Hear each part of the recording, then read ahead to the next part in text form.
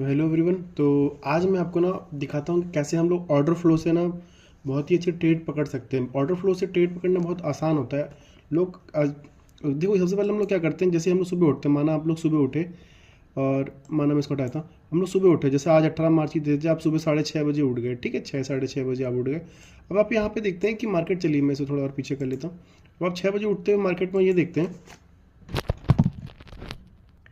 तो मैंने जैसे आपको बताया था कि गैस कैसे हम लोग एफ के साथ सहायता से ERL और IRL की सहायता से पैसा कमा सकते हैं। देखिए, मान लीजिए कि ये मैं यहाँ पे हूँ।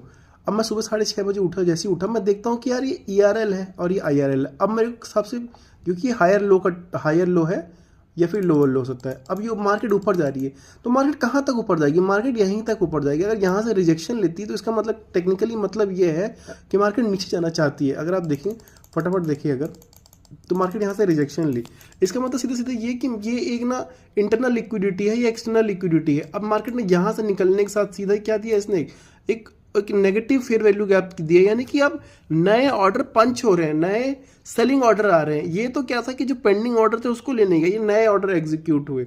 अब देखिए फिर गया, फिर मार्केट नीचे गई, फिर मार्केट रिटेस्ट करने के लिए आई। देखो यहाँ पे थोड़ा सा आया है, यहाँ पे बोल सकते हो कि एक और कुछ बाइंग आई है। उसके बाद मार्केट ने बहुत भयंकर सेलिंग दी 4 बजे, और मैंने ये ट्रेड पकड़ा। और मैंने ये ट्रेड कैसे पकड़ा, अब इसका देखिए, और देखिए बहुत ही तेजी से मार्केट क्रेजी रूप से डाउन साइड की ओर जा रहा है। तो अब मैं इसे इसलिए बोल रहा था आपको कि आप ऑर्डर फ्लो से मार्केट को पकड़ना सीखिए। मार्केट हमेशा इंटरनल लिक्विडिटी, एक्सटर्नल से इंटरनल, इंटरनल से एक्सटर्नल चलती है। जहां पैसा होगा मार्केट वहां जाएगी। अब यहाँ पे इसने 15 मिनट की देखो एक फेयर वैल्यू गैप क्रिएट की है, यानी कि अब मार्केट में एक समय के बाद जब आप ये रुकेगा थोड़ा सा ना, तो मार्केट यहाँ आएगी, फिर नीचे की तरफ जाएगी।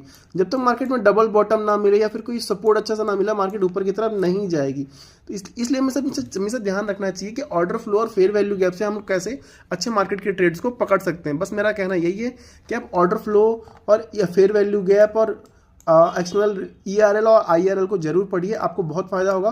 फेयर वैल्यू गैप का आप एप्लीकेशन जानिए, यानी ये बात नहीं है कि 3 गैप के बीच को हम लोग फेयर वैल्यू गैप बोलते हैं, ये नहीं, इसका एप्लीकेशन जानिए कि क्यों मार्केट वहां आती है। मार्केट वहां पे इसलिए आती है क्योंकि पेंडिंग ऑर्डर होते हैं। जैसे पेंडिंग ऑर्डर लेती है मार्केट, फिर से नीचे जाती है, फिर वहां पर देखती है कि भाई किसके पास जाना है। अगर वो डाउन साइड, जैसे डाउन साइड का फेयर वैल्यू, तो डाउन साइड की लिक्विडिटी के पास जाएगी। अगर यहाँ डाउन साइड की लिक्विडिटी से रोक लेती तो ये फिर अप साइड जाती।